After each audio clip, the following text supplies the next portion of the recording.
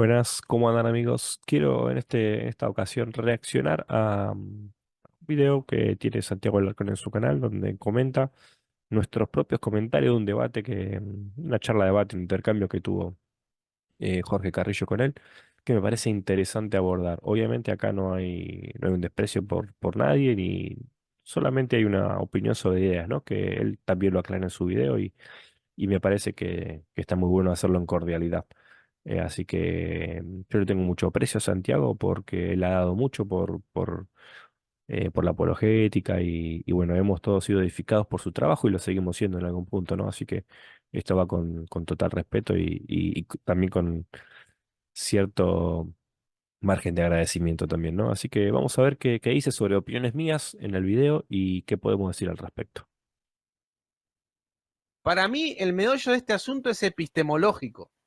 Sí. El meollo de este asunto es qué modo o qué forma de cristianismo me acerca más a la verdad o me aleja de la verdad. Ese es el debate. Lo que pasa es que este debate no es interesante de esa manera. Claro, Para lo, y aparte otra cosa que... Para poner en contexto, Jorge está explicando cuál es el meollo del debate que tuvo con Santiago. Y evidentemente la epistemología, cuál es la mecánica por la cual el hombre accede al conocimiento o a la postulación de la verdad, evidentemente es la clave central del debate protestantes y católicos. ¿Por qué? Justamente porque el catolicismo plantea que las verdades postuladas por la Iglesia, mediante el consenso académico del magisterio, que eso conlleva herramientas en sí también porque aplican la hermenéutica y la exégesis para llegar a esa postulación, pero lo que se postula es que el católico la tiene que creer como verdad y es inamovible e es infalible. Obviamente no todo consenso, sino consensos específicos y momentos en los que el Papa habla ex cátedra. El católico no puede moverse de esos pronunciamientos porque es su dogma que hay infalibilidad ahí. En cambio, en la epistemología protestante no se avanza hasta ese grado de postulación. No se postula la infalibilidad, aunque ciertos protestantismos sí siguen el camino de la teología católica, son protestantismos que han devenido en cierto grado de fundamentalismo y sectarismo, como en este caso la Iglesia Católica también lo tiene. Y no estoy hablando de un grado de sectarismo violento, ni abusivo, ni nada de eso. Es un sectarismo epistémico, es un sectarismo que está bastante diluido, pero sectarismo al fin, y fundamentalismo al fin. Porque de hecho las iglesias evangélicas también tienen su magisterio, su su colegio de ancianos y su pastor principal o pastores eh, principales. Entonces, la figura del Papa está representada en los pastores y la figura del magisterio está representada en el colegio de ancianos, por lo cual esa institucionalización o esa jerarquización o esos roles están representados también en las iglesias protestantes. ¿Por qué? Porque todas las comunidades requieren una estructura, un orden de la comunidad para poder desarrollarse, para poder eficientizar su desarrollo, para poder moverse y adecuarse a las circunstancias y ir resolviendo problemas en comunidad, en sociedad. Entonces, el meollo del asunto está ahí, en la epistemología, en cómo el protestante accede al conocimiento, a la verdad, y cómo accede al conocimiento de la verdad del católico. En este caso, el católico no puede volver atrás de ciertos pronunciamientos, pero el protestante en general, eh, y es la esencia del protestantismo, sí lo puede hacer. Y el protestantismo, evidentemente, ha vuelto atrás en ciertas postulaciones, en ciertas formas y en ciertas maneras. Por ejemplo, las iglesias evangélicas han vuelto atrás respecto del catolicismo eh, el hecho de la efectividad de los sacramentos para justificar y dar salvación al hombre. Y en ese caso, la Iglesia Evangélica va a postular que solamente por la fe, que los sacramentos no ejercen un cambio ontológico en el ser humano, pero sí lo hace la fe, porque la fe es la que tiene el contacto con la palabra. En eso, los evangélicos hemos vuelto atrás respecto del pronunciamiento católico. Bueno, así con un montón con un montón no, pero con muchas doctrinas, ¿no? Entonces, ese es el contexto de la charla. Que la verdad, Sof, aunque a nosotros nos cueste entenderlo así, ha ido cambiando a lo largo de la historia. Es innegable. Y la verdad teológica también. Entonces, eh, Estas afirmaciones de Jonathan, te tengo que ser honesto, me parecen no solo raras, extrañas, sino también con el respeto que este muchacho se merece, que no lo conozco, pero debe ser un buen pibe, me parecen terriblemente peligrosas para la fe cristiana. Pensar la fe de esta manera me parece peligroso, te soy honesto. Eh, en la realidad, creo que la verdad realmente en el ser humano ha ido cambiando. Creo que es algo fácilmente demostrable. Por ejemplo, en un momento de la historia el hombre creía que la Tierra era plana y tenía sus implicancias, y en otro momento creía que era redonda y tenía sus implicancias. En dos casos tenía verdades en su mente que se tornaron en cambio. Lógicamente, la verdad no es la realidad. La verdad es una descripción, es un relato metafísico que está en nuestra mente y que describe la realidad. Y en la medida en que ese relato, en que esa descripción de la realidad es más fiel, evidentemente las implicancias o los efectos de esa verdad sobre nuestra práctica van a mejorar. La eficiencia de la resolución de nuestros problemas, de cómo nos acercamos a las cosas, de lo que podemos predecir del mundo. Entonces, evidentemente, ciertos cambios en la postulación y la descripción de la realidad, en la postulación de la verdad, son necesarios a lo largo de la historia.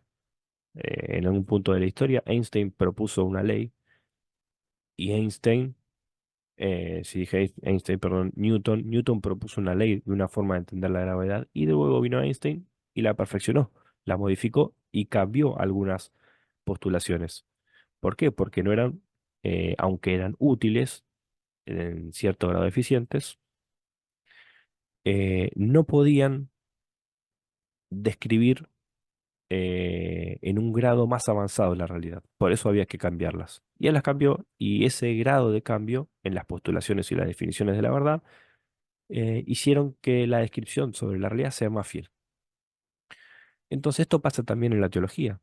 ¿Por qué? Porque en algún momento el hombre decidió creer que hay un solo Dios. En algún momento el hombre decidió hacer sacrificios animales para propiciar su culpa. Y en un momento el hombre decidió creer que esa no era una verdad, que la verdad era que el verdadero sacrificio era el de Jesucristo y que ese sacrificio eh, propiciaba sus culpas. ¿Y dónde radica la peligrosidad? La peligrosidad radica en la posibilidad de reinterpretar esa postulación. Y eso es a lo que Santiago Alarcón le va a tener miedo, lógicamente, por su necesidad de búsqueda de seguridad y de comodidad dentro de la verdad, ¿no? Lógicamente, nadie quiere cambiar de pensamiento, nadie quiere cambiar su rutina, su experiencia de vida. Si yo fuera cartero y viví toda la vida enviando cartas y andando en bicicleta y no sé hacer otra cosa, evidentemente cuando venga el internet me voy a resistir a ese cambio. Pero lamentablemente con el tiempo voy a tener que adaptarme y voy a tener que reinventarme y encontrar otro trabajo. Entonces voy a tener que satisfacer mis necesidades de vida haciendo otra tarea. Bueno, con la fe pasa lo mismo. Es necesario a veces cambiar la fe. De hecho, he cambiado de iglesia, he cambiado mi creencia, mi postulación de la verdad respecto a la Biblia en un momento. Y Santiago ha tenido este mismo problema y esta misma inquietud, pero la ha resuelto de una manera diferente. La resolvió epistémicamente como la resuelve un católico. Yo creo que me mantuve dentro de los márgenes protestantes y pude volver atrás de ciertas postulaciones. Las postulaciones a saber son que la Biblia es íntegra y completamente la palabra de Dios para Santiago. Él pudo mantener esa postulación, esa verdad en su mente, apelando al magisterio, apelando a la autoridad de la iglesia. Bueno, yo no lo pude hacer porque para mí el consenso no me define la verdad. El consenso académico de la iglesia no define la verdad, por más que él diga que Jesús los va a guiar a toda la verdad. Sí, bueno, como ya creo que lo voy a explicar más adelante, ¿no? Eh, el hecho de que Jesús diga que nos guía a la verdad, eso no implica que vamos a llegar a la verdad absoluta, sino que la verdad se va descubriendo paso a paso, ¿no? Se va descubriendo cada vez con más definición y eso implica un cambio en proporciones de la verdad misma. Entiendo yo la peligrosidad a la que hace referencia Santiago, y es así, y tiene razón, es peligroso, pero la realidad es peligrosa. Salir a la calle es peligroso, cruzar la calle es peligroso, un emprendimiento es peligroso. El peligro es real en la vida, y el peligro está dado también por el hecho de que tenemos libertad, de que tenemos voluntad y de que tenemos una responsabilidad que llevar adelante. Sigamos escuchando. Cuando Jesús dice los va a guiar a toda la verdad, no implica que si vos llegás en un momento a la verdad, más adelante no vas a profundizar y no vas a tener una mirada diferente. Porque es verdad en tanto y en cuanto tu comprensión te permite hacer una cohesión con la interpretación que vos haces de la realidad. Pero cuando la interpretación que haces de la realidad más adelante cambia, va a tener que cambiar la verdad que postulaste Claro. antes. ¿Entendés? Entonces, Te tengo que ser honesto, esta apreciación me parece terriblemente peligrosa para lo que es la esencia de la fe cristiana. Llámame fundamentalista, llámame de la forma en la que me quieras llamar. Este es mi límite. la verdad es un deber. Bueno, ahí encontramos el límite de Santiago, muy bien descrito por él. Él no está dispuesto a cambiar definiciones respecto a la realidad. Y está bien, es parte de, como decía antes, de la comodidad intelectual de cada uno. Eh, yo lo que decía es, si yo cambio mi interpretación de la realidad, evidentemente eso tiene efecto sobre otras cuestiones y otras proposiciones que dependían de esa interpretación. Por lo cual la verdad, la descripción de la realidad en mi mente va a cambiar. Yo antes creía que ciertos textos se podían resolver en la Biblia de determinada manera.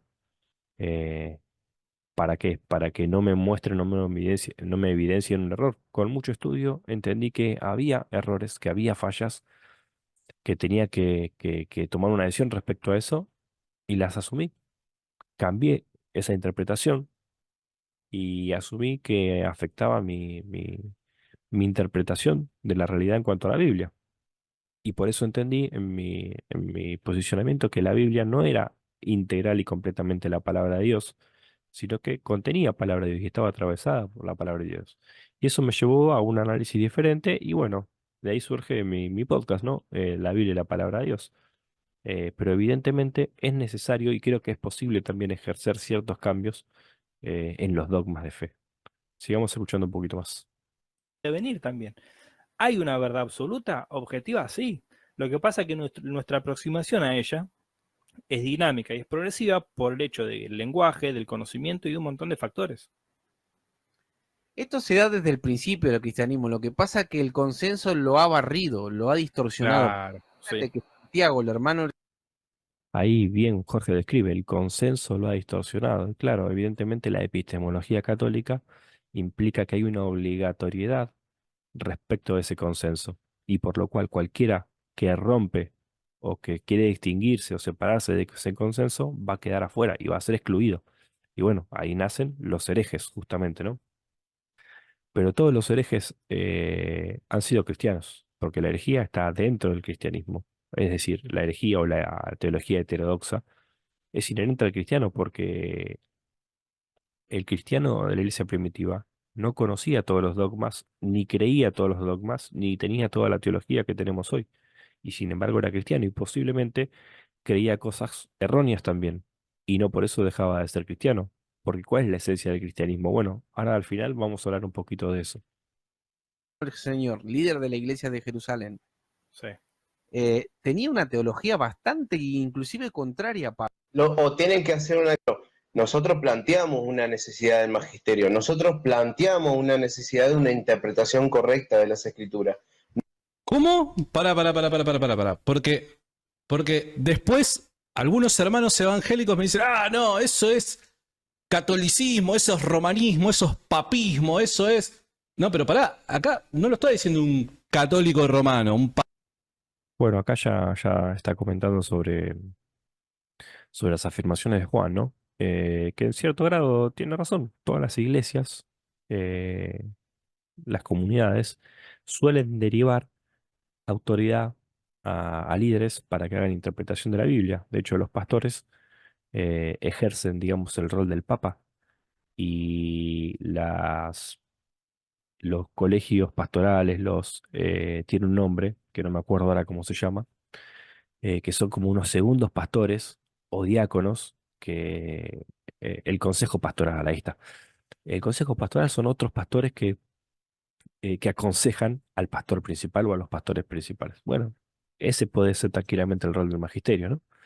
Entonces, el mismo sistema, digamos, organizativo, metodológico, jerárquico que está en la Iglesia Católica, también está en las iglesias evangélicas e incluso en la Iglesia Luterana. Entonces, no hay razón de ser también para esa crítica que hace Juan. Eh, y no hay razón de ser para lo que comenta Santiago, porque lo que pasa en realidad es que las comunidades se van construyendo a partir de los consensos. Entonces, lógicamente, el consenso católico es un consenso grande, pero también está el consenso ortodoxo. Y cada iglesia protestante tiene su propio consenso también, ¿no? Y hay otros consensos también que hay que ver si se pueden llamar cristianos. Ahora vamos a ver un poquito de eso, eh, pero no, el hecho de que una comunidad específica, aunque sea grande, encuentre un consenso y encuentre una unidad respecto a la descripción de la realidad, eso no invalida que no haya otros consensos que en alguna proporción o en algún grado puedan compartir ciertas postulaciones con el consenso primero, pero que en otras sean diferentes. Bueno, voy a continuar al final del video donde también Santiago hace algunas declaraciones sobre opiniones que dije, que me parece interesante también mencionar para contrastar con la teología propiamente católica. Yo A también ver, creemos que Jesús filosóficas o no. resucitó, ¿eh? Vamos a hablar, bueno, entonces, ¿se puede cambiar esa realidad? ¿Quién la Puede tiene ser que cambiar? análogo a ¿Qué decir, te no, se armó bueno, un pero muñeco de paja y está no, pero yo te estoy No lo mostrando, queremos cambiar, te estoy no lo queremos mostrando. cambiar. El protestantismo Bueno, puede ¿tiene que ser dinámico eso? sí, sí, porque no todo ¿Vos creés depende en del la humano. resurrección corporal y física de Jesucristo, Jonathan? Yo creo en la resurrección. Yo la interpreto de una manera, vos la interpretás de otra. No, no te escucho. Yo interpreto la ¿Y resurrección de de una qué manera manera, lo vos la interpretás de interpretás? otra. En sentido ¿De qué simbólico manera la espiritual. interpretás vos? En sentido simbólico O sea espiritual. que Jesús no resucitó en carne. O sea que Jesús no resucitó en Su carne. carne no, su carne no, porque dice Pablo que la carne y la sangre no heredan el reino de La Dios. carne quedó en el sepulcro. Bueno, para No la sé dónde quedó iglesia, la carne. para la Bueno, evidentemente acá mi amigo Juan, lo cual yo ya he charlado este tema con él, decidió exponer un tema que sabe que es de mucha sensibilidad para muchos cristianos, que es cómo se interpreta la resurrección de Jesús, que es un tema delicadísimo, delicadísimo. Pero para mí, desde mi punto de vista, no es necesariamente, es un pilar, un elemento que distingue al cristianismo, sí, pero vamos a ver que la propia teología católica demuestra que no necesariamente todo el cristianismo descansa sobre esa interpretación. Em, pero bueno, acá Juan busca entrar en este tema porque sabe que la mayoría del cristianismo, que hoy puede ser que hoy sea mayoría, eh, profesa una resurrección carnal de Jesús. Es decir, que su propia carne eh, es la que resucita. Y lo mismo debería pasar también con nuestra futura resurrección, evidentemente. Si esto es así o no, bueno, eso está en debate en la teología, aún en la teología católica, pese a los dogmas que ya ha pronunciado la Iglesia Católica al respecto. Vamos a ver qué dice Santiago Alarcón ahí de eso. Este es el punto. Este es el peligro. El muchacho luterano va a decir, bueno, pero ¿y la resurrección? ¿Qué creemos de la resurrección? ¿Creemos de que realmente Jesús resucitó a los muertos? No, yo tengo otro concepto de lo que es la resurrección. Es simbólico.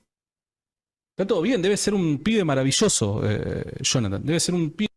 Acá le agradezco por dar eso. Bueno, no nos conocemos. Algún día, Dios mediante, se dará ese conocimiento, pero Pero bueno, Es genial, buen pibe, todo, pero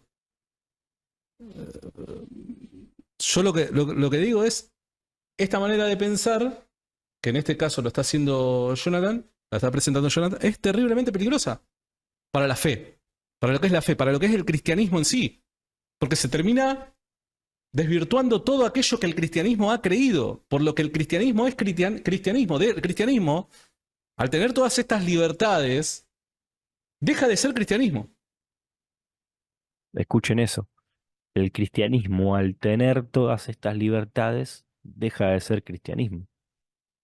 Eso es importantísimo entender, que en el cristianismo de Santiago no debe haber libertad para reinterpretar la resurrección.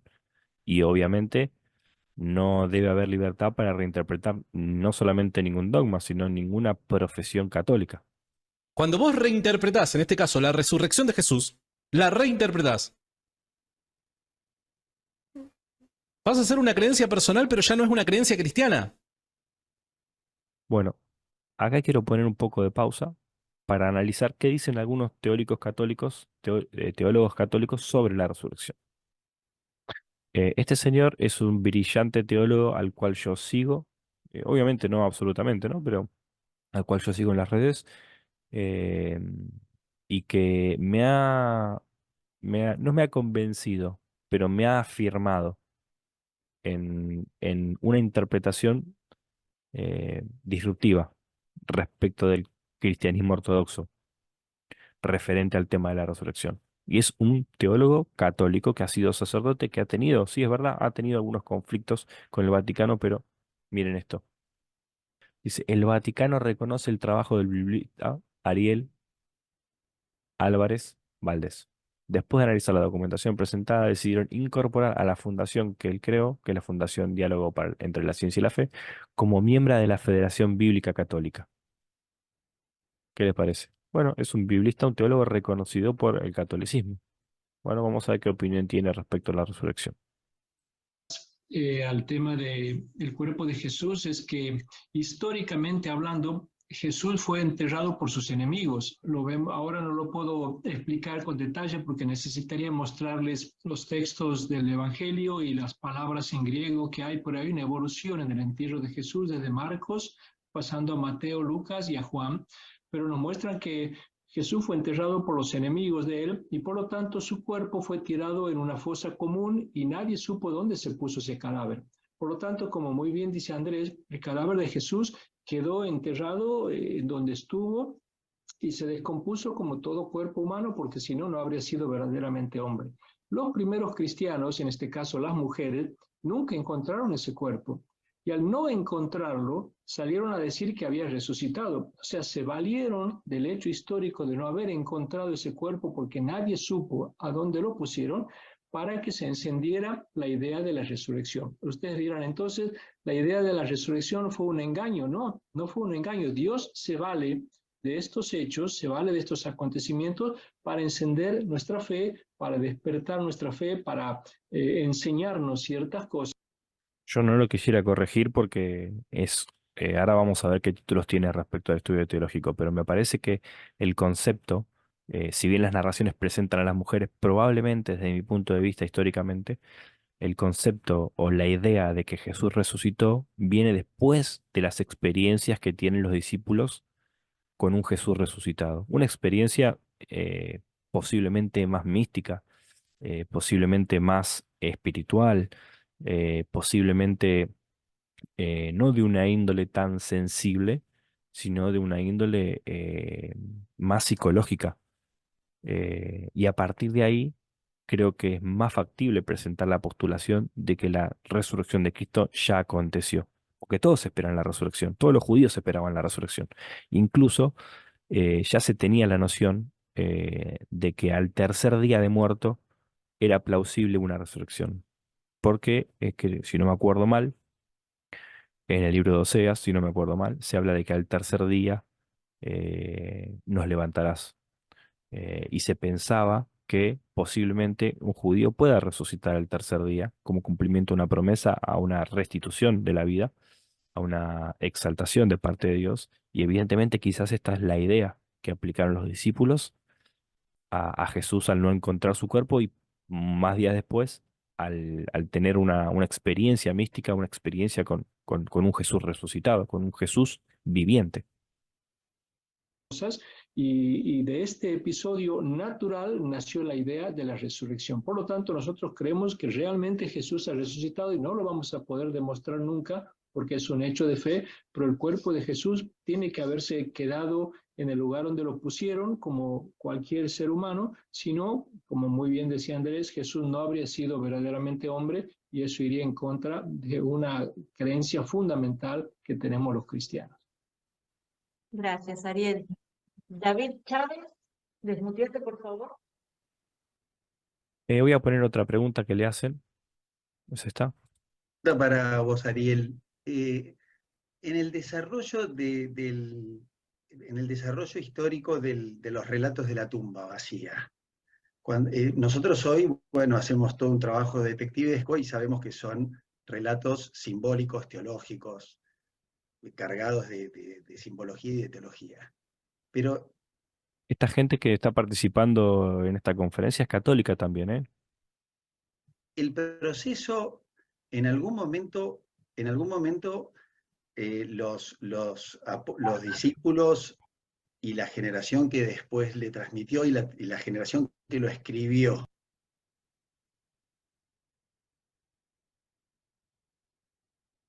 de predicación, o en su concepción precientífica y de la cosmovisión del mundo, creían que Jesús estaba, se puede intuir si creían que Jesús estaba arriba de la bóveda celeste o en algún lado, o siempre ya consideraban que era una resurrección de carácter, como todo judío, no solo espiritual de alma, espiritual, total. Pero ¿se puede saber algo de eso, de ese proceso? Bueno, sí, efectivamente hubo un proceso. Es más, cuando Jesús resucitó fue, vamos a decir así, tal la sorpresa que ni siquiera existía una palabra para hablar de resucitar. En griego no existe la palabra resucitar. Y hubo que inventar un verbo, el verbo anistemi, que significa despertarse, y se empezó a usar ese verbo para referirse a la resurrección porque no había. Y antes de usar ese verbo se usaba la palabra glorificación, fue glorificado o fue exaltado. En los textos más antiguos del Nuevo Testamento, las cartas de Pablo, ahí dicen que Jesús fue exaltado, fue glorificado, son las expresiones más antiguas, porque no se concebía, no se tenía en claro en qué consistía. Y San Pablo habla de que se sentó a la derecha del Padre, está sentado a la derecha, o sea, hay como una materialización de todo eso a la espera de un regreso de Jesús. Pero si nosotros vemos, vos me preguntabas sobre los relatos de la resurrección, hay toda una evolución. Por ejemplo, en las cartas de Pablo vemos que no existe ninguna tumba vacía. San Pablo, por ejemplo, en la carta a los Gálatas cuenta en el capítulo primero que fue poco después de adherirse al discipulado de Jesús, de hacerse, no digamos cristiano, porque no existía el cristianismo como tal, pero después de hacerse discípulo de Jesús, fue a Jerusalén, visitó a Pedro, estuvo 15 días, conversó con él y no visitó ninguna tumba. Y en ningún momento habla en sus cartas de la prueba de una tumba vacía que le hubiera venido muy bien, porque en esa época no hay todavía, no se exhibe ni se muestra una tumba vacía. Recién a partir de los años 70 va a aparecer por primera vez en el Evangelio de Marcos lo de la tumba vacía, pero no hay apariciones, solamente hay tumba vacía. Después, recién a partir de Mateo y Lucas comienzan las primeras apariciones, pero ya hay una aparición física, incluso ya Jesús empieza a comer, come un pescado, come pan, después ya empieza a caminar con ellos, con los discípulos de Maús. O sea, hay todo un desarrollo que se va como haciendo cada vez más plástico, más material, esta vuelta a la vida de Jesús. Y entonces, todo esto nos muestra cómo los primeros cristianos que al principio se sintieron, vamos a decir así, sorprendidos por la inminencia creían en la resurrección de los muertos, pero no que Jesús le diera esta sorpresa de estar ya en este momento resucitado, se esperaba esa resurrección para el final de los tiempos, tuvieron que ir como, digamos así, encarnando en ellos y en la vida de ellos esta presencia del resucitado. Perfecto, Nahuel, podés Bueno, interesantísimo, interesantísimo eh, el abordaje que hacen. Hay mucho más para decir, mucho más para decir. Hay unos videos que tienen muchos años ya. A ver si los puedo encontrar acá. Estos acá, estos. Que se llaman, la lista de reproducción se llama La otra cara de la verdad. La pueden encontrar en su canal de YouTube, en el canal de Álvarez Valdés, que se llama, creo, Fundación Diálogo. Y acá hay 3 videos, estos. Doctor Eli Valdés ¿Cómo resucitan los muertos? ¿Cómo resucitan los muertos? ¿Cómo resucitan los muertos? Son 3 videos que son un programa bastante antiguo, en el que participa y explica que los cuerpos con los que resucitan no solamente Jesús, sino todos los cristianos, no es el cuerpo físico carnal que tenemos acá en la tierra, sino que es un cuerpo celestial, un cuerpo espiritual. Y bueno, hace otra serie de aclaraciones, pero se lo dejo a Santiago Alarcón para que chumee un poco que hay una teología católica un poco más liberal dentro del catolicismo y que es válida también para desarrollar la fe. Entonces, me parece que este diálogo es una fiel representación de lo que muchas veces venimos diciendo en este espacio. ¿Interpretás vos? ¿Cómo lo interpretás? De otro. No te escucho. Yo interpreto la ¿Y resolución de qué manera lo vos la interpretás? de otro. En sentido ¿De simbólico. qué manera espiritual. la interpretás vos? En sentido simbólico. O sea que Jesús no resucitó en carne. O sea que Jesús no resucitó en su carne. carne no, su carne no, porque dice Pablo que la carne y la sangre no heredan el Ah, reino de la Dios. carne quedó en el sepulcro. Bueno, para No la sé dónde iglesia, quedó la carne. para No sé dónde quedó la carne. la ortodoxia cristiana, sí resucitó. En cuerpo, Bueno, alma y divinidad. Entonces, tenés bueno, ves ahí, no tenés un estás de montón acuerdo de con ramas de la iglesia. pensamientos. Pero Y tenés un montón así de ramas de sucesivamente pensamientos. con un montón de cosas. No, pero si en lo esencial, Pedro dice que fue que es vivificado en el esto, espíritu, dice, no en la carne. bueno, pero no, está haciendo una analogía ahí. Claro, en definitiva, las diferencias no son periféricas, no son de segundo o tercer orden. Acá hay una clara diferencia en cuestiones que son esenciales. Es que cuando quitas la autoridad, la pregunta es ¿quién es aquel que dice, bueno, esto es esencial y esto no, en esto podemos diferir y en esto no? Se pierde todo punto de referencia. Al quitar la autoridad, perdés todo punto de referencia. Y todo es válido. Todo. Acá está el gran punto de Santiago y por el cual él se ha hecho católico. Él necesita a alguien por encima de él que le diga lo que tiene que creer. Él necesita una autoridad sobre él. Lógicamente, la autoridad en el protestantismo la vemos de otra manera. Vemos necesaria estructuras, jerarquías, pero la autoridad no es absoluta. En el protestantismo, la autoridad tiene una utilidad funcional en la comunidad cristiana y es establecer el orden, es ordenar, pero esa autoridad se delega. Yo voy a delegar la autoridad a una persona que la veo y a la que le tengo confianza de que puede dirigirme. Yo no voy a cualquier médico, yo busco un médico que sea realmente médico, que haya estudiado y eso lo valida un título. Entonces hay todo un proceso y una mecánica por la cual puedo delegar la autoridad a alguien. Entonces, esa mecánica y esa metodología en el catolicismo es la historia. Ahora, a mí el consenso y la historia no me garantizan la verdad absoluta. ¿Por qué? Porque el conocimiento es progresivo. La definición respecto a la realidad a lo largo de la historia es progresiva y es dinámica. Entonces, no puedo estancarme en determinadas postulaciones porque necesito reconstruirlas para poderse avanzar. Y en el catolicismo, evidentemente, este paso hacia atrás, esta revisión no se puede hacer.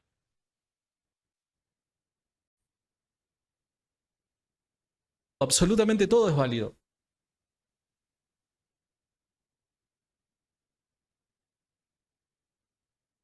Entonces, con este ejemplo, reitero, mi objetivo no es ridiculizar, ni mucho menos.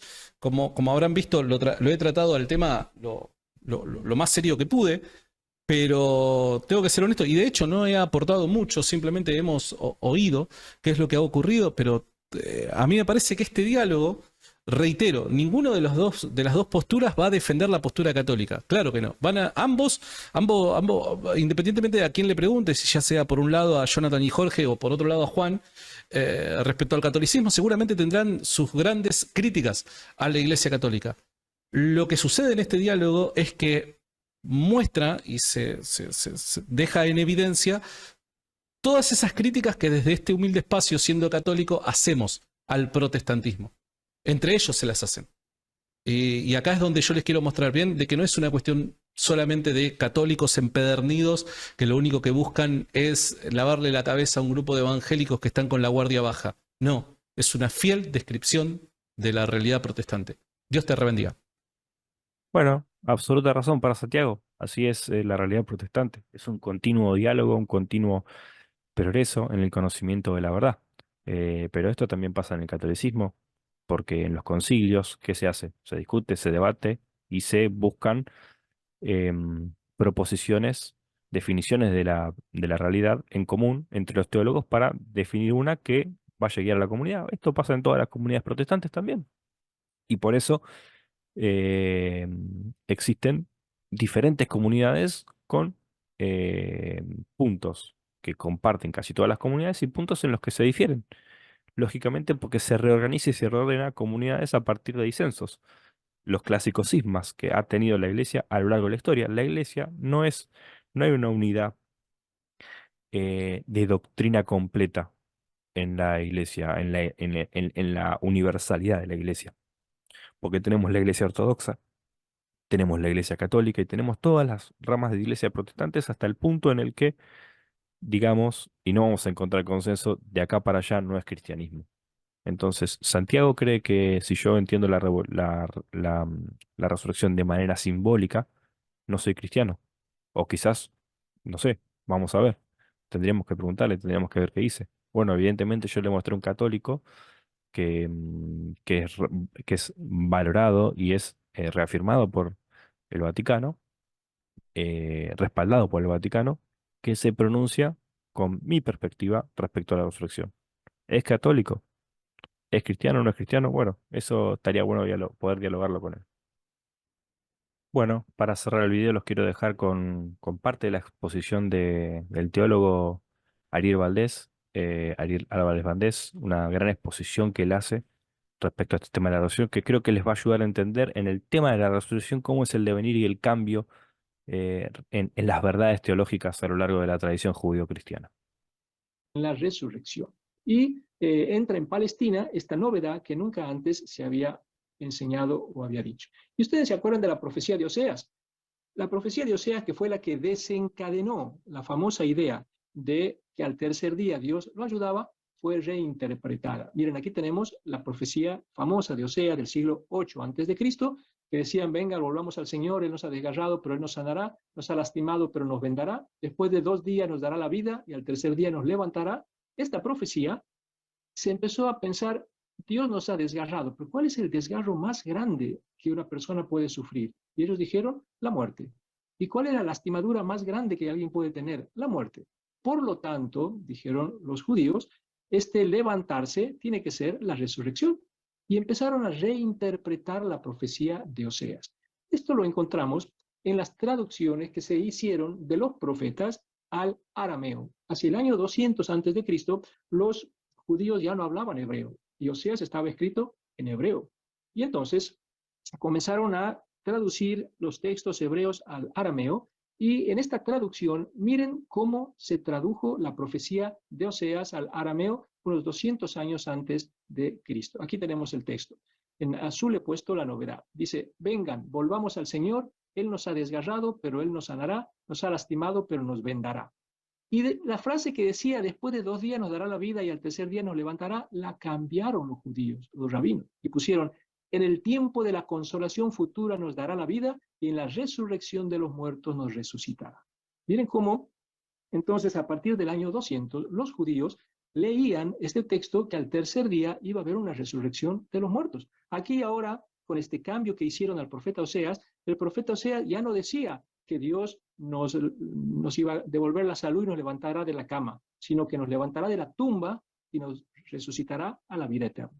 Y aquí entonces se ha producido el famoso cambio unos 200 años antes de la venida de Cristo. Y entonces, a partir de aquí, los judíos empezaron a creer que Dios al tercer día resucitaba a los muertos. Pero claro, había una pregunta que estaba en duda, y que es: ¿al tercer día de qué? O sea, Dios resucita al tercer día, pero ¿al tercer día de qué? ¿Desde cuándo se cuenta?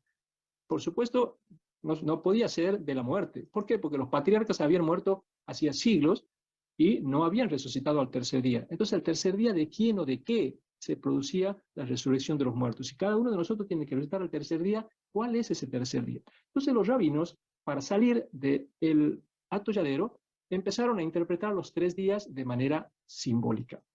Y entonces decían que los 3 días eran épocas de la historia. ¿Cuál era el primer día? Es la era actual. Estamos actualmente nosotros en el primer día. El segundo día es la llegada del Mesías. Cuando llegara el Mesías, él iba a inaugurar este nuevo tiempo que era el segundo día. Y el tercer día era el tiempo futuro, el mundo futuro que iba a venir después del Mesías. Y entonces todos los muertos iban a resucitar al tercer día, pero el tercer día iba a ser cuando llegara el fin del mundo. Esa era la creencia que los judíos enseñaban. Ahora volvamos a los cristianos y volvamos al caso de Jesús. Cuando los primeros cristianos se convencieron de que Jesús estaba vivo, en algún momento los primeros cristianos, no olvidémonos del tercer día y de las mujeres que fueron a la tumba, olvidémonos de eso. En algún momento los primeros cristianos se convencieron de que Jesús estaba vivo, pero no sabían exactamente en qué día había sucedido eso. Sabían que había muerto un viernes, pero en qué día no sabían.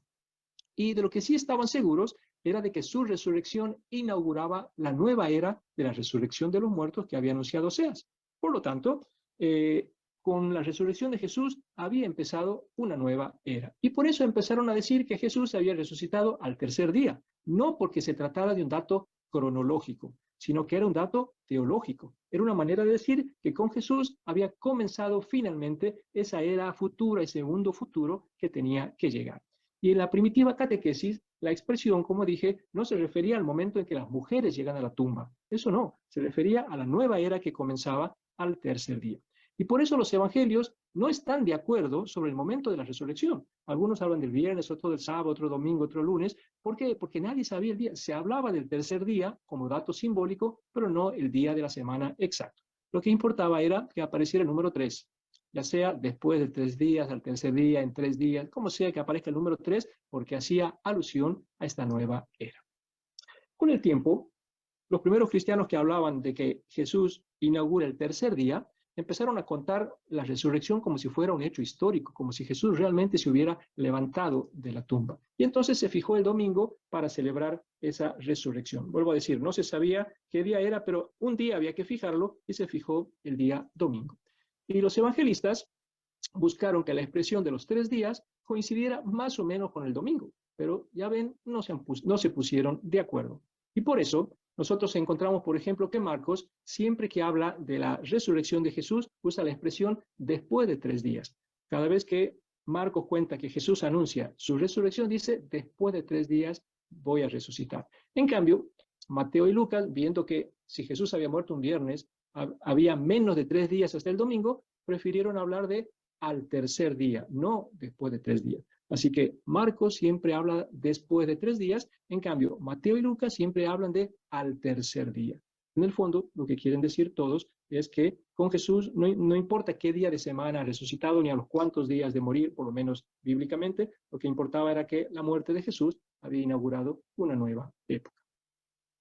Si me permiten una reflexión final, el poeta griego Homero, que escribió la Ilíada, todos han oído alguna vez la Ilíada, la guerra de Troya, nunca describe la belleza de Helena, que fue según dicen, era la mujer más hermosa del mundo y por culpa de ella se había desatado la famosa guerra de Troya. Miles de barcos zarparon para esa guerra por culpa de una mujer que era la más hermosa del mundo. Pero Homero nunca dice cómo era la belleza de Helena. Y en lugar de describir la belleza, cuenta una anécdota. ¿Y cuál es la anécdota que cuenta Homero? Dice que un día estaban 2 ancianos en la torre de las murallas ahí conversando y uno de ellos ve que pasa Helena por abajo y le dice al otro, por esta mujer valía la pena la guerra que hemos emprendido.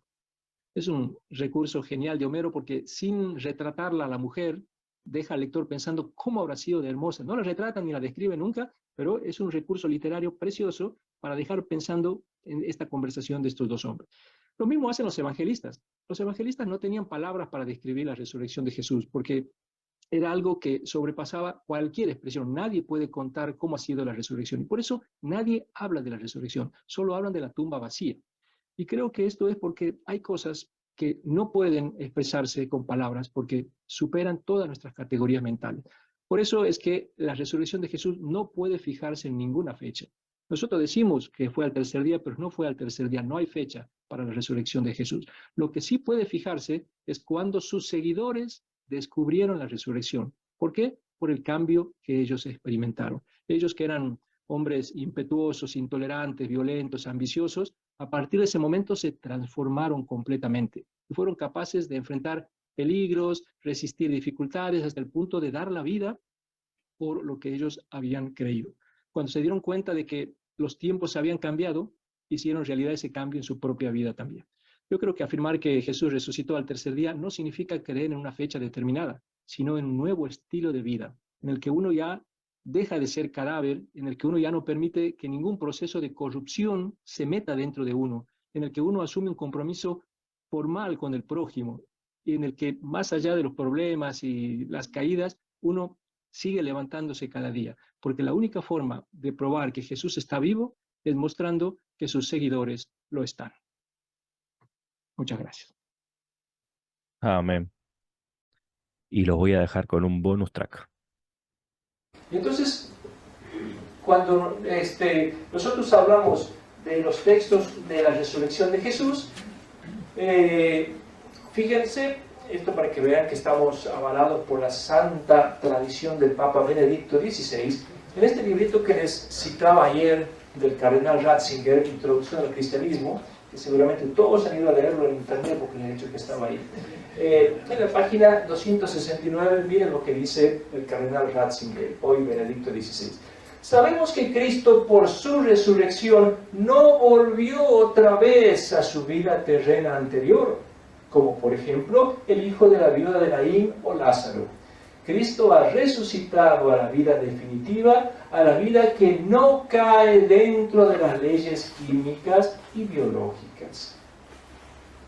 ¿Entendido?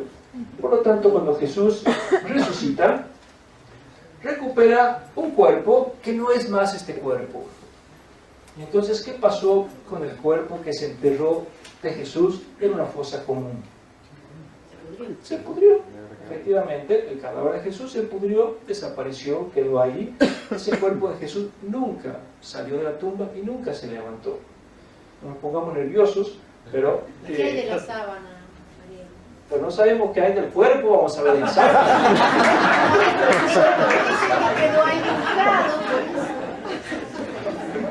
No sabemos esas cosas. No, buscando el cuerpo. Esto es importante porque hace unos años salió una película llamada El Cuerpo, The Body, que todos han visto porque trabajaba Antonio Banderas, por eso no me han visto. Sobre todo el público femenino se prendió de la película. Pero lo interesante de la película era que planteaba que se había descubierto el cadáver de Jesús. Y entonces, haciendo excavación en Jerusalén, aparece este cadáver o una tumba con un cadáver y se empieza a sospechar que es el cadáver de Jesús. Entonces se asusta el Vaticano y comienzan a tapar, a silenciar todas estas cosas porque ¿qué vamos a hacer ahora? Entonces no ha resucitado y ¿qué hacemos con la iglesia? ¿Y qué hacemos con todo esto? Y bueno, y se arma todo un bochinche tremendo, una cosa impresionante. Bueno, todos han visto la película y saben cómo termina todo. Pero evidentemente la película plantea una hipótesis falsa, y es que si se encuentra el cadáver de Jesús nos arma un lío a nosotros. No nos arma ningún lío, ningún lío. Yo me acuerdo cuando estudiaba en Jerusalén, cuando vivía allá, se contaba un chiste, porque en Jerusalén está la tumba de Jesús, está el Santo Sepulcro, y ahí se hacen excavaciones todos los días. Entonces, los franciscanos, que son los que tienen todos estos iglesias allá, se ríen de los jesuitas. Se sabe que los jesuitas son la élite de la iglesia, los más intelectuales, los más estudiosos, los que saben todo, de todo, los que están de vuelta de todas las cosas. Entonces los franciscanos, riéndose de ellos, cuentan un cuento de que un día los franciscanos, excavando en el Santo Sepulcro, encuentran el cadáver de Jesús.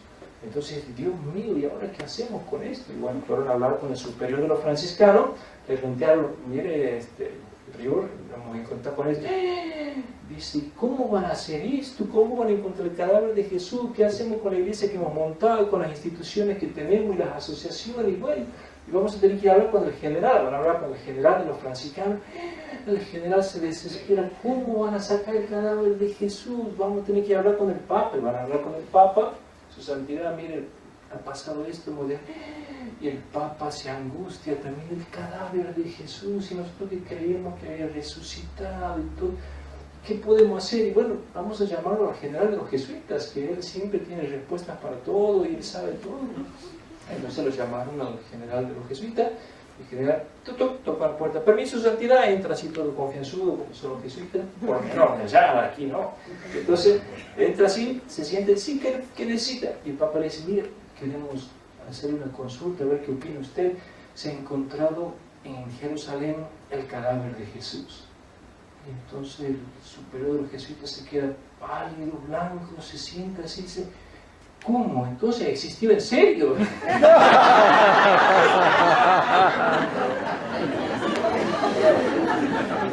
Es un poco duro el chiste porque que los judíos creen en mi... Pero no los de aquí, sino los jesuitas de pero lo que quiero decir es que si algún día se encontrara el cadáver de Jesús, sería magnífico, porque sería la mejor prueba de que ha existido, de que ha estado entre nosotros y de que ha resucitado. San Pablo dice que nosotros resucitamos a imagen y semejanza de Jesús. Muy bien.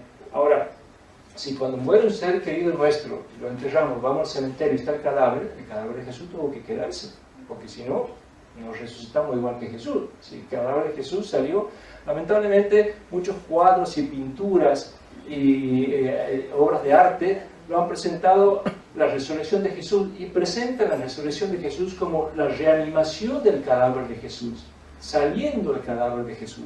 Y eso ha hecho mucho daño a la fe, porque ha hecho creer a nosotros que efectivamente el cadáver de Jesús se levantó de la tumba y salió dejando la tumba vacía, lo cual no es históricamente correcto. O sea, el cadáver de Jesús nunca salió de la tumba, se quedó ahí, se pudrió y se descompuso. Y los primeros cristianos creyeron en la resurrección de Jesús a pesar de que el cadáver de Jesús estaba ahí. Ahora, ¿por qué los evangelios hablan de la tumba vacía? Y se habla de la tumba vacía.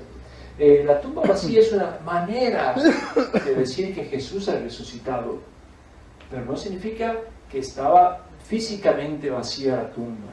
O sea, no es que la tumba estaba vacía y por eso ellos salieron a decir que estaba vacía, sino que salieron a decir como una manera de expresar una fe, que es la fe en la resurrección.